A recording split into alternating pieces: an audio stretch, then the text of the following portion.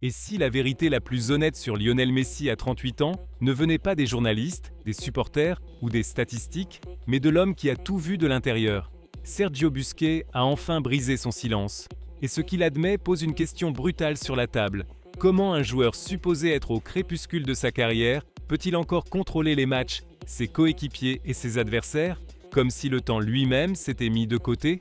70 buts et 11 contributions décisives en une seule saison.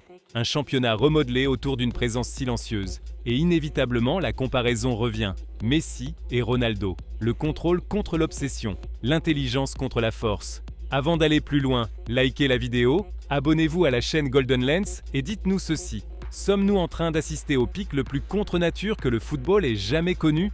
Pour comprendre pourquoi Sergio Busquets a ressenti le tout besoin de parler, il faut tirer le fil de l'histoire.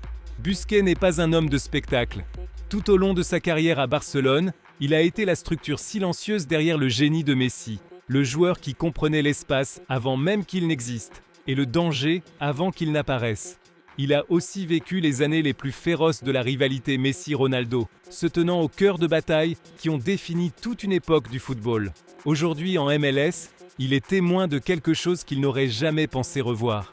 Lionel Messi a 38 ans, un âge où la plupart des légendes gèrent leur temps de jeu, choisissent leur moment et s'effacent lentement dans la mémoire collective. Mais au lieu de cela, Messi a cumulé 71 contributions directes au but en une seule saison. Un chiffre qui le place devant des joueurs comme Mbappé et Kane, censés être dans leur prime physique. Lors des playoffs, il a été impliqué dans 15 buts. En seulement 6 matchs, démantelant les plans défensifs avant même qu'il n'ait eu le temps de s'ajuster.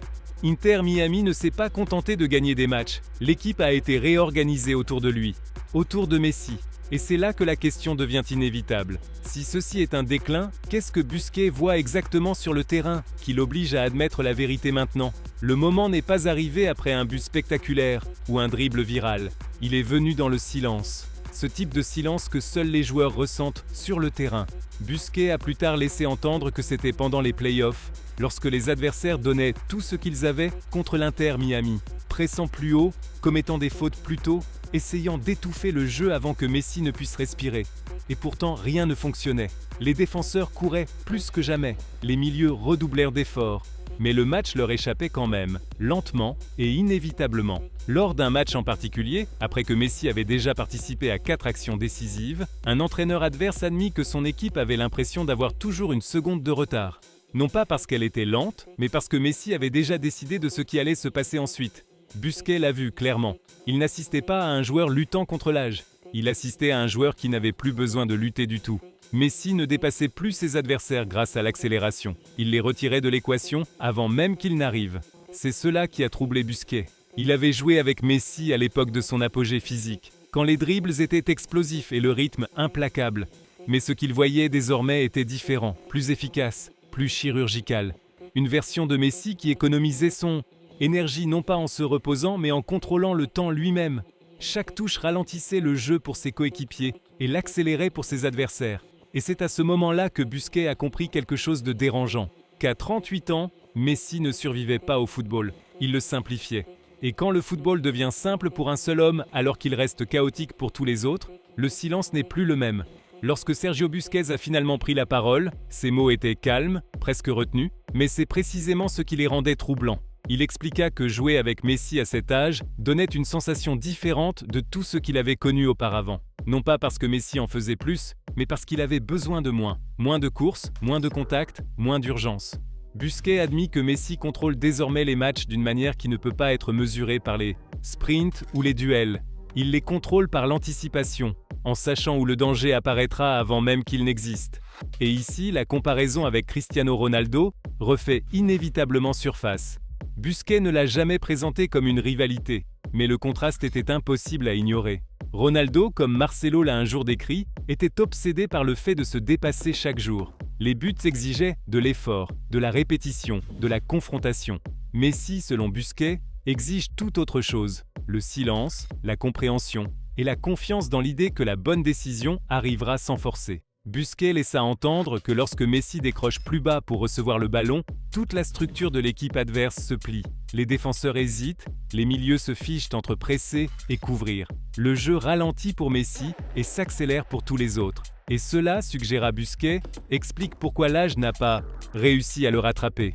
Messi ne dépend plus de la supériorité physique, il dépend de l'inévitabilité. Cet aveu change la manière dont nous interprétons les chiffres. 70 buts et 11 contributions décisives ne sont pas le résultat d'une domination par l'intensité. Elles sont le résultat d'une domination par la clarté. Ce n'est pas un footballeur qui lutte contre le temps, c'est un footballeur qui s'en extrait.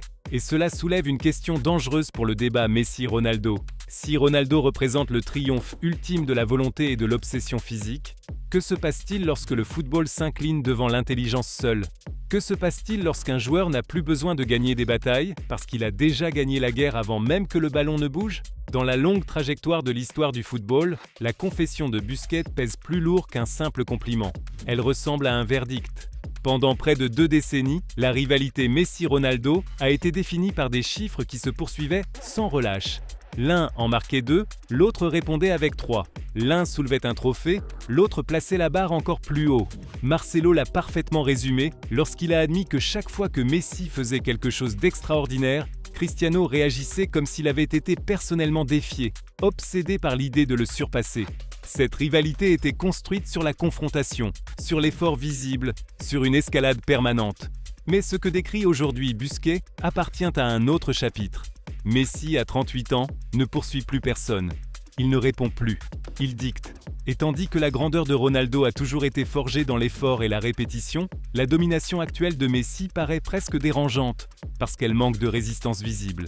Les entraîneurs parlent de plan spécifique, assigner 2 ou 3 joueurs à une même zone, pour finalement réaliser que Messi a déjà déplacé le jeu ailleurs. Un entraîneur adverse admit plus tard que son équipe n'avait pas perdu à cause d'erreurs, mais parce qu'elle avait affronté une force qu'elle ne pouvait pas contenir. C'est ici que les paroles de Busquets entrent en collision avec l'histoire. Le football a connu des joueurs puissants, il a connu des buteurs infatigables, mais il voit rarement un joueur dont l'influence grandit à mesure que son corps ralentit. Les 71 contributions décisives de Messi ne sont pas seulement une anomalie statistique, elles sont la preuve d'une transformation. La rivalité avec Ronaldo posait à l'origine la question de savoir qui était le meilleur. Le témoignage de Busquets en pose une autre. Que se passe-t-il lorsque la grandeur évolue au lieu de décliner ? Et soudain, le débat se déplace. Non plus entre 2 joueurs, mais entre 2 philosophies du football. L'une qui conquiert par la suprématie physique et l'autre qui démantèle par la compréhension. L'une qui résiste au temps et l'autre qui semble rendre le temps lui-même insignifiant. La confession de Busquets ne s'arrête pas à Messi. Elle s'étend à tout un championnat qui se retrouve soudainement mis à nu. La MLS était autrefois décrite comme un lieu où les légendes venaient en ralentir, profiter du football sans pression. Messi en a fait tout autre chose, un laboratoire où les limites sont testées puis discrètement détruites. Les stades se remplissent plus tôt, les adversaires vieillissent plus vite. De jeunes défenseurs parlent des matchs contre l'Inter Miami comme s'il s'agissait d'examens finaux pour lesquels ils n'étaient jamais préparés. Un entraîneur a admis qu'affronter Messi ressemblait à une partie d'échecs où l'autre camp connaissait déjà le dernier coup. Ce qui dérange, n'est pas que Messi domine, c'est à quel point il semble demander peu au jeu pour y parvenir. Il marche, observe, attend, et lorsque le moment arrive, le match s'effondre sous sa décision. Busquets laisse entendre que c'est cela qui choque le plus les joueurs. Il n'y a aucun avertissement, aucune montée en puissance, aucune lutte visible, juste une action qui met fin à la discussion. En Europe, les défenseurs s'étaient habitués au chaos des dribbles de Messi. En MLS, ils apprennent à craindre quelque chose de plus silencieux, son timing. Et cela impose une question encore plus vaste. Si Messi peut produire un tel niveau d'influence à 38 ans en MLS, que dit cela de la hiérarchie traditionnelle des championnats ? Est-ce la preuve que l'intelligence du football peut dépasser le contexte, le rythme et la géographie ? Ou est-il une exception si extrême qu'aucune structure ne peut le contenir ? Et puis, il y a l'avenir. La Coupe du Monde 2026 plane en sans accès arrière-plan comme une ombre. Busquets sait ce que cela signifie de partager une dernière scène avec des légendes. Il comprend que les carrières ne se résument pas à leur commencement, mais à la manière dont elles refusent de s'achever. Messi ne poursuit pas un dernier miracle. Il construit quelque chose de plus lent, de plus froid, et peut-être de plus inquiétant. Une forme de grandeur qui ne s'éteint pas, mais qui s'installe. Et cela nous laisse avec la pensée la plus inconfortable de toutes. Et si ce n'était pas la fin de l'histoire de Messi, mais son chapitre le plus maîtrisé, Sergio Busquets n'a pas crié, il n'a pas provoqué. Il a simplement admis ce que beaucoup commencent à peine à comprendre. Lionel Messi, à 38 ans, ne défie pas le temps par l'effort ou l'obsession. Il redéfinit la domination par le contrôle. Ses chiffres choquent, son influence déstabilise, et son silence parle plus fort que n'importe quelle célébration ne pourrait le faire. Cette confession ne met pas fin au débat Messi-Ronaldo. Elle le transforme. Désormais, nous posons une question plus profonde. Quelle forme de grandeur dure réellement? Abonnez-vous à la chaîne Golden Lens, partagez cette vidéo et laissez votre avis ci-dessous. Messi est-il en train d'écrire le chapitre le plus contre nature que le football ait jamais connu?